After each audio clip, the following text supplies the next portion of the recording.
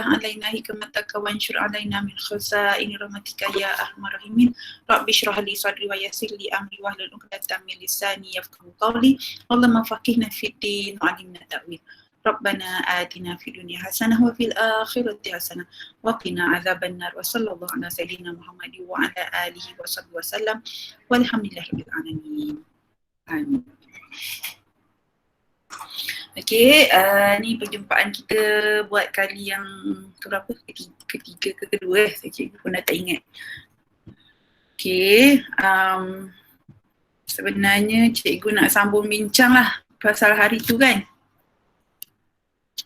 Mana pula benda lahnya.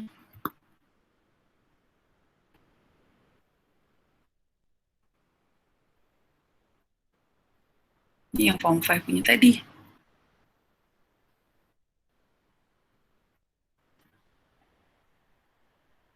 Yang ni kita dah bincang last week kan. Sekejap, saya belum share ni screen Belum.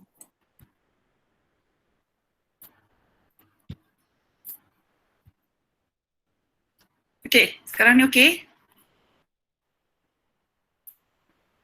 Sekejap, saya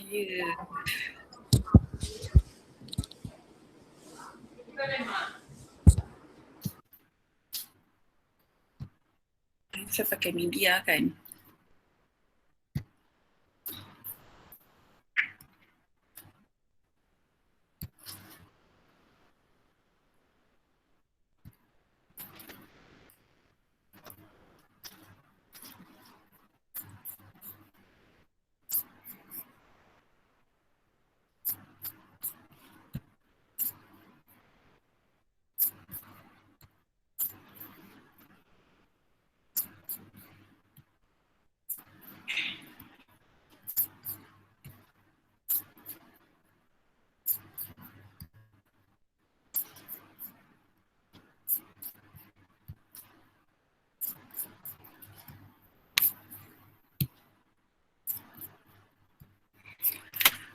Okey.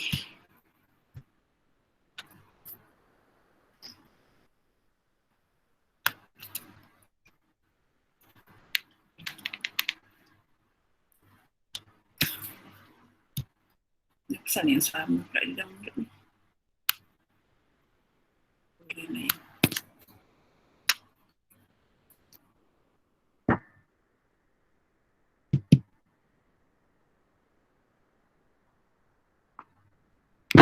Tadi tu saya dah terangkan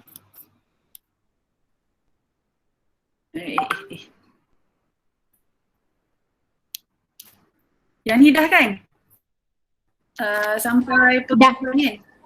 Bawah ni sejarah belum Yang tu belum. Sejarah belum. Okay, saya buka sedikit sejarah. Saya besarkan sikit bagi sesiapa yang mungkin tak print lagi dan juga mungkin awak pakai telefon kan, yang kecil kita tak nampak kan. Cikgu pakai laptop ni pun kadang naik blur juga mata cikgu. Okey, ni saya dah besarkan. Jadi kalau kita tengok sejarah ni sebenarnya jaranglah ditanya, tapi mungkin ada sikit-sikit lah yang dia akan tanya dalam soalan objektif dalam SPM.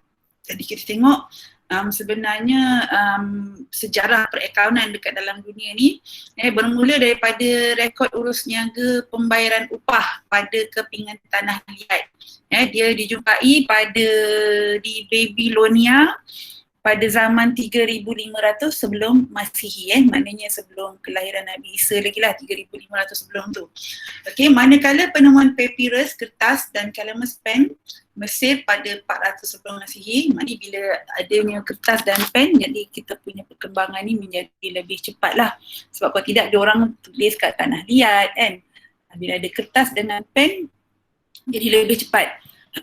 Penggunaan wang sebagai alat perantaraan pertukaran bermula pada abad ke-5 dan ke-6 sebelum Masihi. Kalau kita tengok sebelum-sebelum tu, diorang mungkin guna sistem barter, mungkin dia tukar barang kan.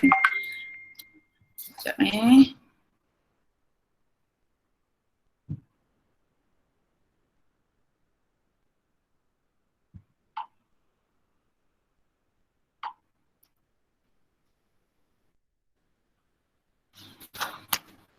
Okey, kemudian dia kata saudagar Arab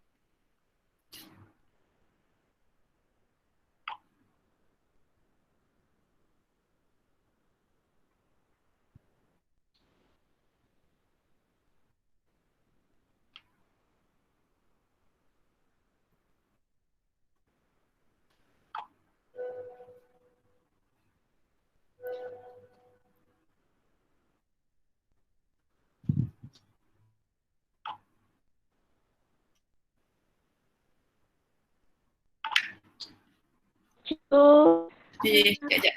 Cikgu tengah. bolehin. Ha?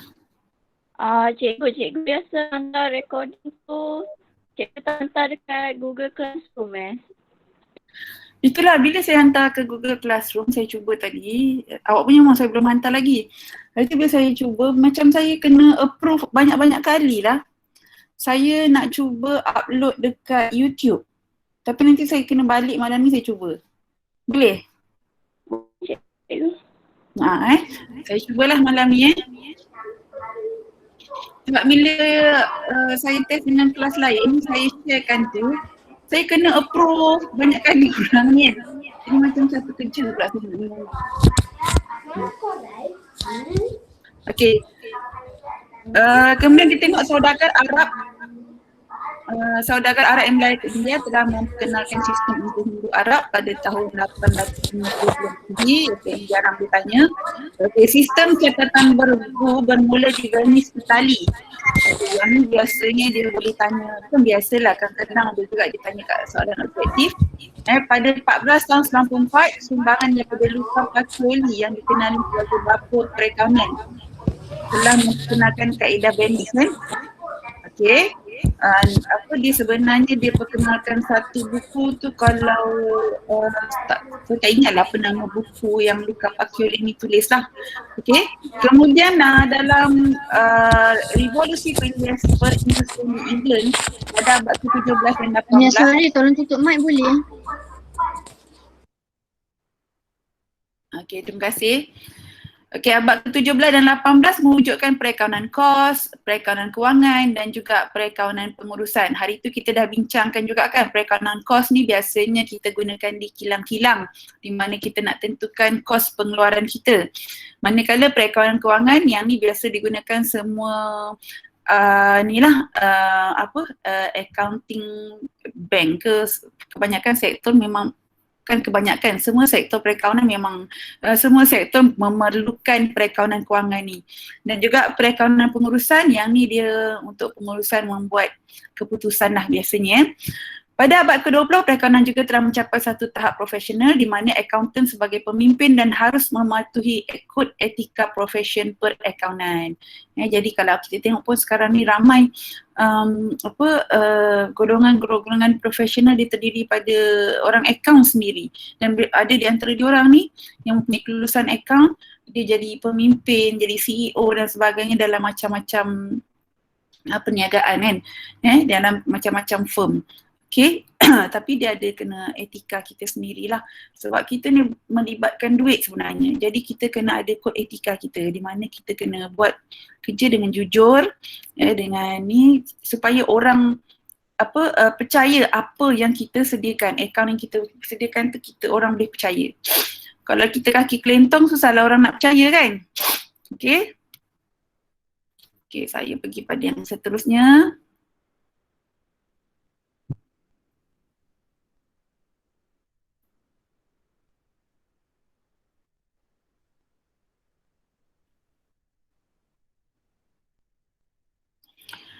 Okey, kita tengok lagi jawatan kuasa piawaian perekonomian antarabangsa ditubuhkan pada 1973 untuk menggalakkan penggunaan piawaian asas dalam perekonomian. Jadi kenapa dia perlu ni macam ada badan yang menjaga piawaian ni sebab dia supaya diorang ni boleh menggunakan cara yang tertentu untuk menyelesaikan masalah yang tertentu. Dia tidaklah main suka-suka reka cara macam mana. Contohnya cara kita nak kira susut nilai susut nilai ni ialah kalau kita tengok kereta kita beli pada harga mungkin 2015 harga dia 50,000 tapi sekarang ni 2021 harga dia dah kurang. Jadi macam mana kita nak kira pengurangan dia tu? Okey, dalam akaun ada cara dia ada 3 cara iaitu garis lurus, yang kedua kaedah baki berkurangan dan yang ketiga penilaian semula. Jadi kita boleh guna 3 cara ni. Kita tak boleh reka cara keempat, cara kelima untuk kira susut nilai tu. Jadi jawatan kuasa piawaian ni dia yang menyelia, yang kiranya macam kalau ada apa-apa masalah ke, dia yang terangkan, dia ada sediakan buku untuk orang luar merujuk. Jadi orang luar tak boleh sesuka hati, nak kira susut nilai ikut sesuka hati dia tak boleh. Dia kena ikut cara dia.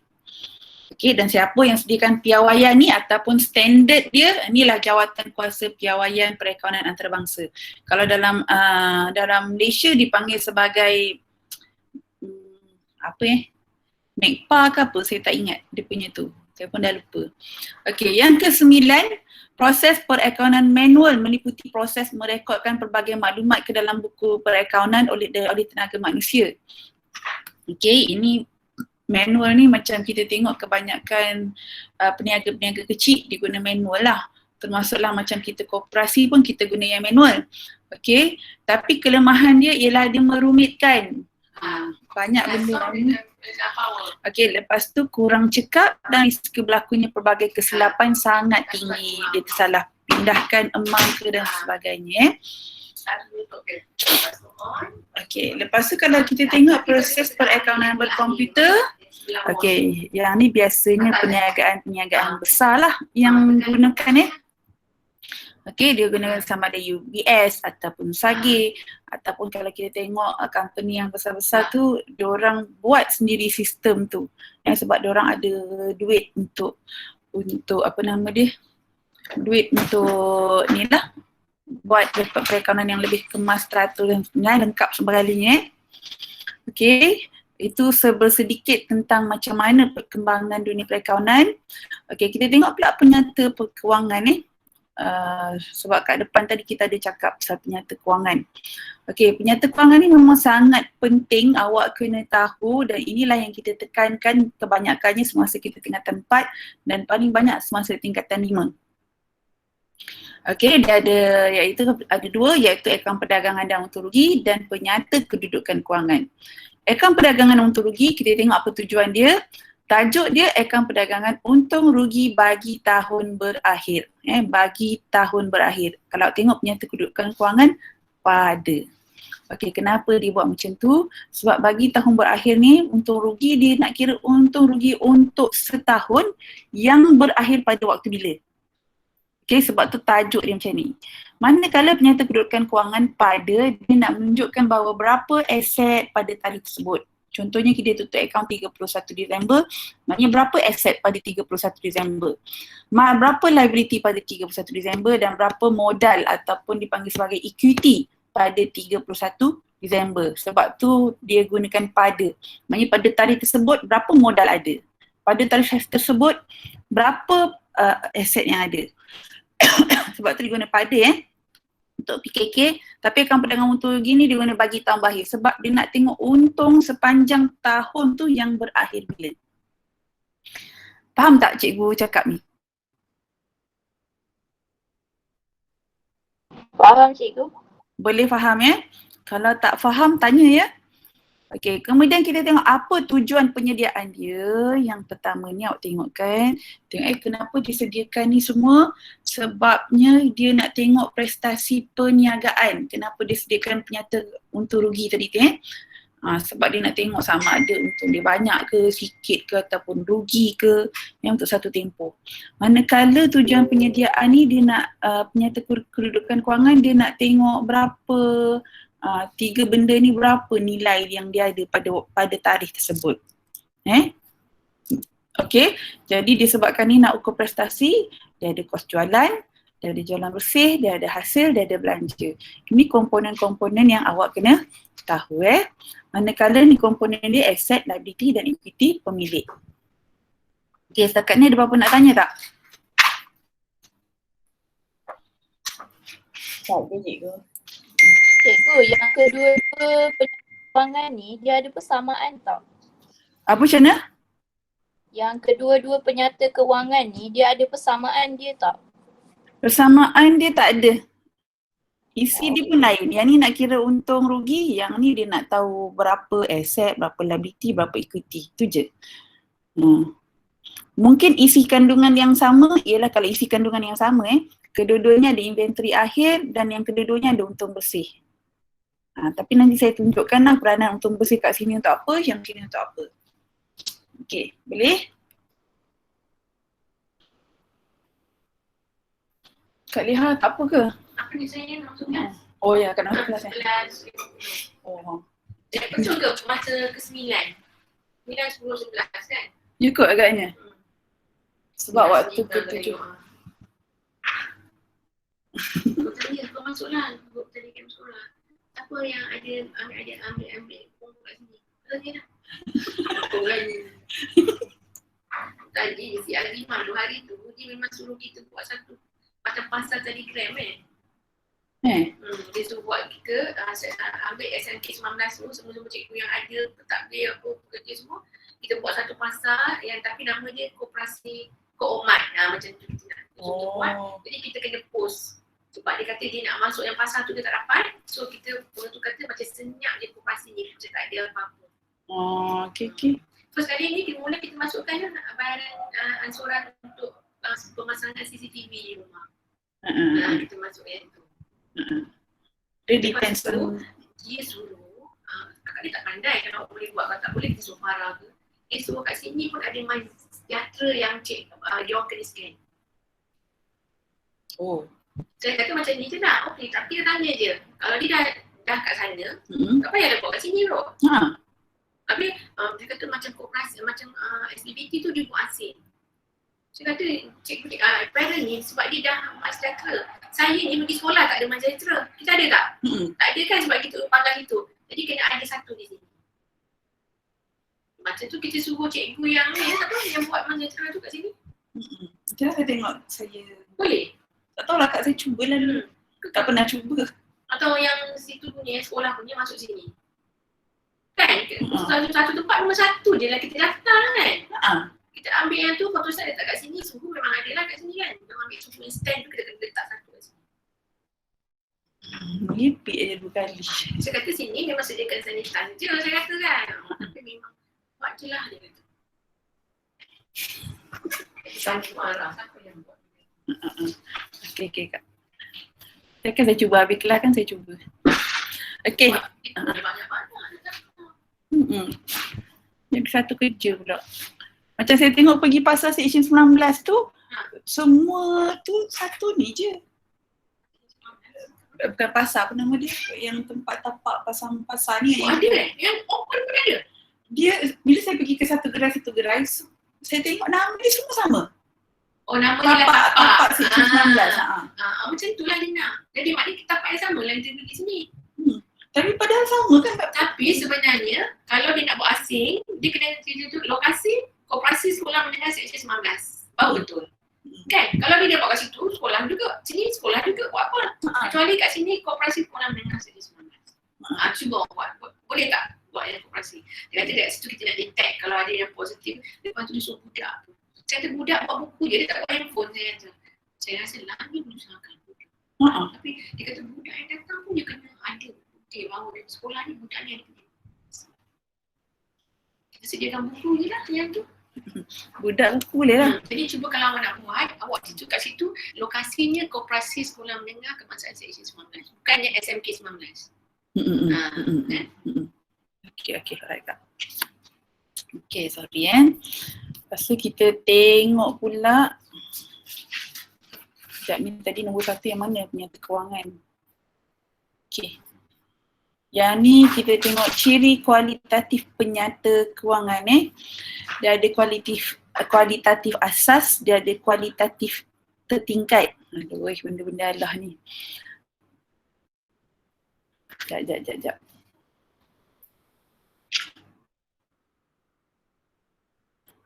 Okay, yang ni. Betul. Okay, kita tengok apa maksud kerelevanan Kerelevanan ni maknanya relevan ni ialah macam nak cakap. Relevan ni adalah nak menyebut ni pun yang bahaya. Awak dah ambil buku teks ke masing-masing? Kelas, dah ambil buku teks? Dah ambil? Belum. Belum Hari apa ambil buku teks? Jumaat cikgu. Esok lah.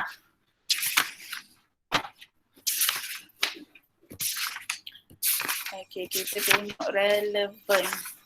Jadi nanti kalau awak kalau kurang jelas nanti awak boleh buka buku teks saya. Okay, besok kalau dah dapat buku teks awak boleh tengok muka surat 14 pasal kerelevanan, iaitu dia harus relevan dengan keperluan pengguna. Okey, maklumat ini perlu mempengaruhi keputusan ekonomi yang dibuat oleh pengguna. Jadi contohnya ialah dia kena relevan lah. Contohnya katakan awak kena tutup akaun setiap tahun. Okey, kenapa kita kena tutup akaun setiap tahun? Sebab dia sangat penting untuk kita buat keputusan. Contohnya macam ni saya nak buat keputusan untuk tahun 2021 ni. Sama ada kita nak tambahkan jualan ke apa dan sebagainya lah. Okay, tapi sangat penting untuk saya tengok untung tahun lepas, iaitu 2020. Kan? Tapi kalau 2017 punya, adakah relevan dengan apa tindakan yang kita nak ambil sekarang?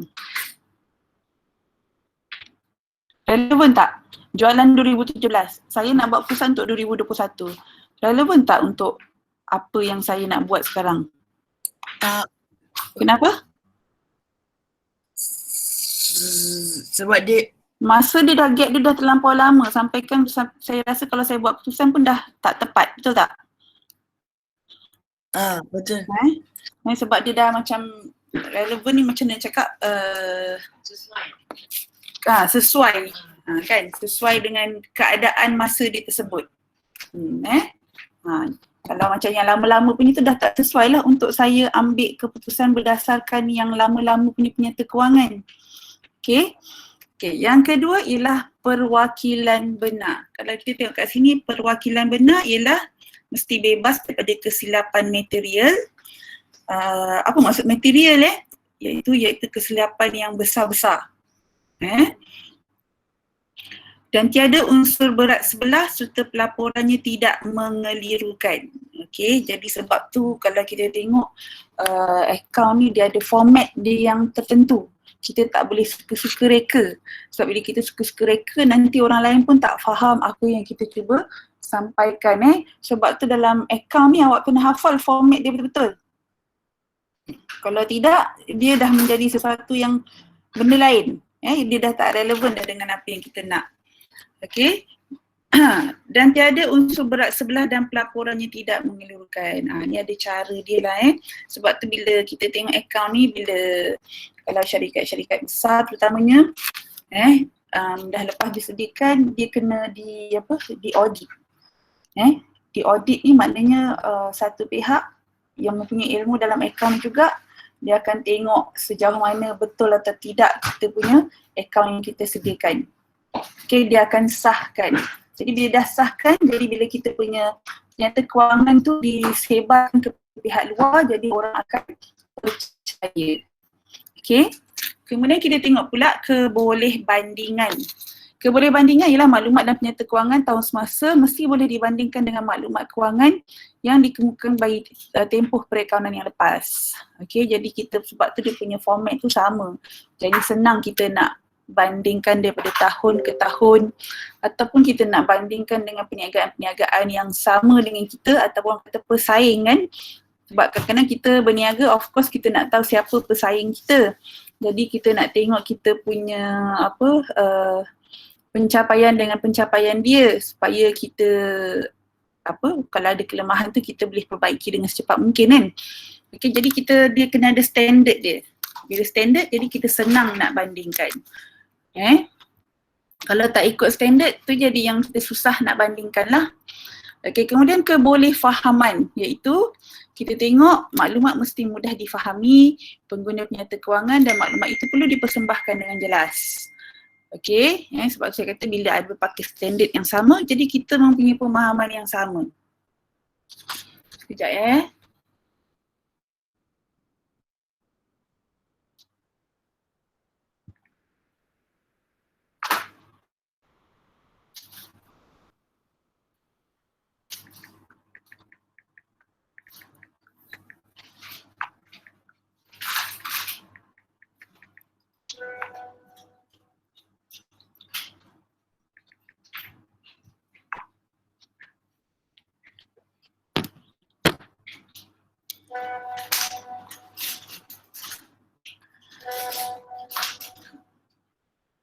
Okey, kemudian seterusnya kebolesahan. Kebolesahan iaitu jika maklumat dalam penyata kewangan boleh disahkan, ini memberi jaminan kepada pengguna bahawa maklumat dalam penyata kewangan tersebut boleh dipercayai. Sebab tu bila kita dah sediakan, dah siap semua, kita kena hantar ke audit untuk disahkan. Dan akhir sekali ialah pemaksaan. Pemaksaan ialah ketepatan masa juga penting kerana maklumat yang disampaikan tepat pada masanya adalah lebih relevan pada pengguna. Macam saya bandingkan tadilah 2017 dengan kita nak buat yang sekarang punya keputusan. Okey, jadi kita kena ambil yang terdekat dengan kita. Kelewatan dalam penyediaan maklumat kewangan menyebabkan penyata kewangan tersebut kurang relevan untuk membuat keputusan. Okey. Saya pergi pada yang ketiga iaitu kepentingan penyata kewangan kepada pengguna. Okey, penyata kewangan tadi yang ni lah akaun perdagangan untung rugi dan penyata kedudukan kewangan. Okey, dua-dua ni sangat penting kepada dua pihak ni iaitu pengguna dalaman. Maksudnya pengguna dalaman ni iaitu dalam kita punya perniagaan sendiri, manakala pengguna luaran tu luar daripada perniagaan kita. Okey, jadi pengguna dalaman ni siapa? Satu ialah pemilik. Dia mesti nak tahu dia untung banyak ke tidak. Macam awak buka perniagaan, nak tahu tak awak untung banyak ke tidak? Ini soalan ni, boleh jawab. Awak sebagai pemilik perniagaan nak tahu tak awak untung banyak ke tidak? Kau tak nak tahu? Nak. Nak cikgu. Tak nak tahu? Okey, logiknya kita semua mesti nak tahu kita untung banyak ke tidak ke, tak untung ke rugi ke, kita nak tahu kan? Kenapa kita nak tahu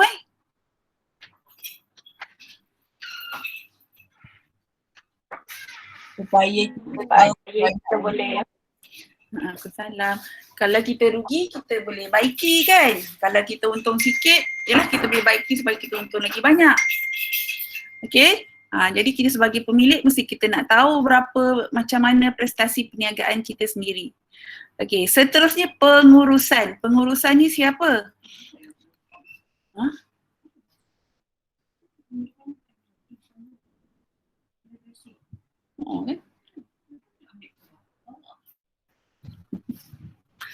Okey, pengurusan pula kita tengok kalau misalnya kalau kedai-kedai kecil yang milikkan tunggal, pemilik dia mungkin pengurus. Tapi kalau kita tengok kedai yang besar-besar, kan kadang-kadang pemilik dia orang lain. Yang uruskan perniagaan tu juga orang lain.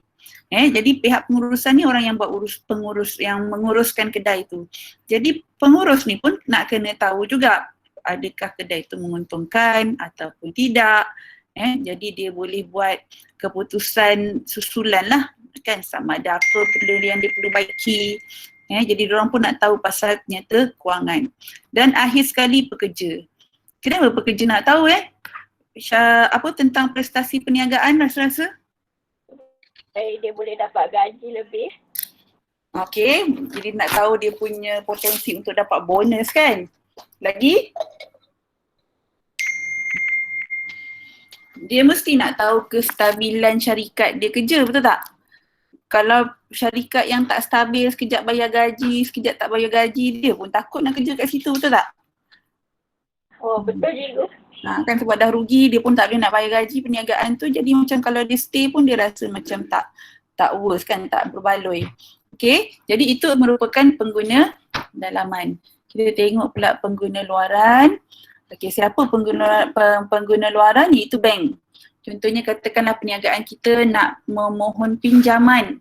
Jadi sebelum kita memohon pinjaman tu kita kena tunjuklah kita punya penyata kewangan. Jadi bank pun boleh tengok sama ada kita ni boleh mampu bayar tak semula kita punya pinjaman.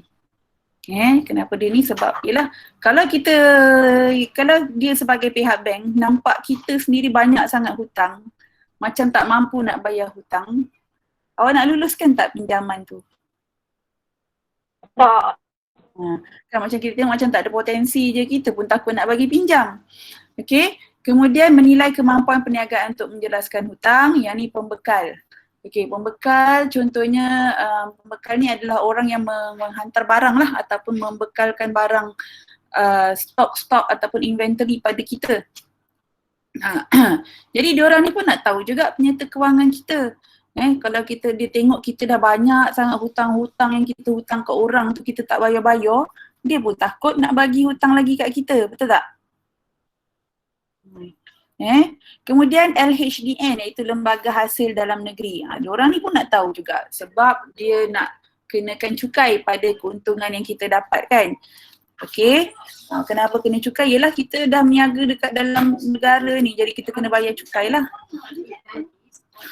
Okey, dan akhir sekali ialah pelabur ataupun pemegang saham. Jadi orang yang berminat dengan saham, diorang pun nak tahu juga kita punya keuntungan. Okey, jadi ni adalah orang yang menyediakan, iaitu pihak luar, accountant bertauliah daripada luar, ataupun pemilik perniagaan ataupun pekerja dia sendiri. Maknanya kadang-kadang kalau kedai-kedai kecil ni dia tak pandai nak buat, dia boleh upah pihak luar. Ataupun kalau pemilik perniagaan tu ada kemahiran dia, kan orang account, dia boleh sediakan sendiri. Ataupun kalau dia tak ada ni, dia boleh upah orang lain sebagai pekerja dia untuk sediakan. Tapi bila dia nak hantar semua dia kena bayar pendaftaran balik. Okey. Lepas tu Okey, lepas tu kita tengok andaian Kita tengok kejap, latihan sekejap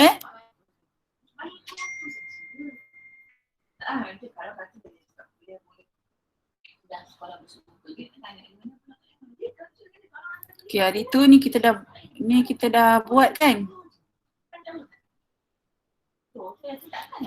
Ni hari tu saya dah suruh buat kan?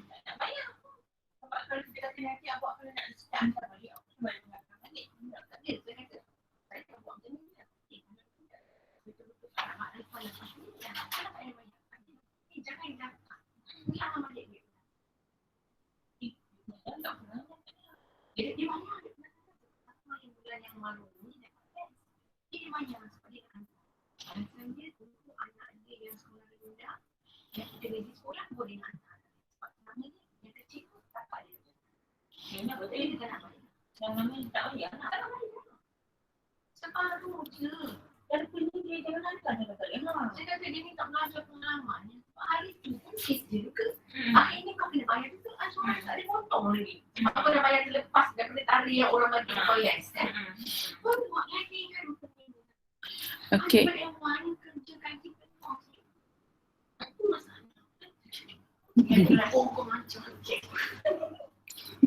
Saya masa ke 9, 11, 50 ke tak? Okey, nanti awak buat soalan 5 ni. Sekejap saya tengok lagi.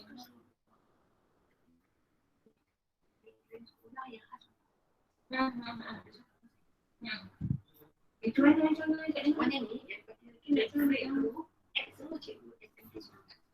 Okey, yang ni kejap saya terangkan kejap lagi Ada semua nombor cikgu ke yang di semua anak kan? Kita bayar dia je nak. Saya tak ada semua buka ni, nanti mesti dia tinggal Sebab tadi macam dia kena add juga kan. Dia mana bunyi kau main ambil. Kau ni SNP 19. Kau tukar dia tentu. tu tadi ni nak SMT 19 pula. Jadi yang admin SMT 19 tu dia buat satu grup baru. Dia add semua cikgu sekolah ni dengan staff sekolah ni. Sebab macam semua cikgu dengan staff ni jadi dah faham kan. Dan sebab dia pun menerima manfaat dan verifikasi kan. Jadi saya kan. Yang ni sekejap. Okey. Yang ni awak dah print out ke?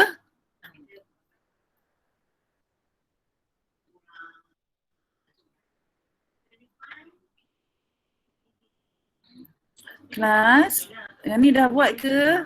Sorry, yang ni awak dah print out ke? Dah cikgu. Dah Dah. Jadi saya nak minta awak buat ni sekali lah nanti Okey, untuk latihan yang ni. Mana nota dia? Sebab dia dah sampai. Nak ngomong, siapa nak buat group tu nak bagi boleh semua masuk. Jadi ada memang ada konten kita nak ready. Jadi kau tak ada benda kan?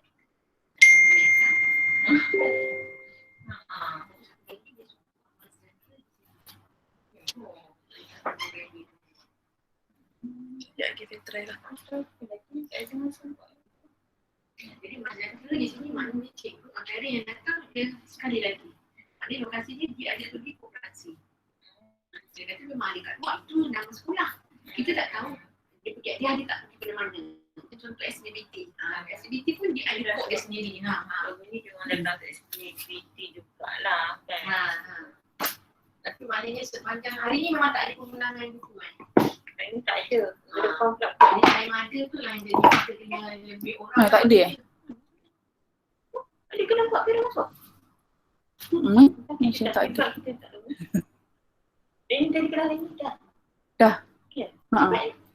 Tak, pukul 10 lebih. Dah sekarang. Dia pun dah semua kamu ada buat. Dia ada siap apa tu tengok. Dia banyak sangat orang nak hantar nak ambil. Dia pun dia tak ambil lagi. Jadi dah tak. Nantinya. Saya tak tu kan. Tak tahu.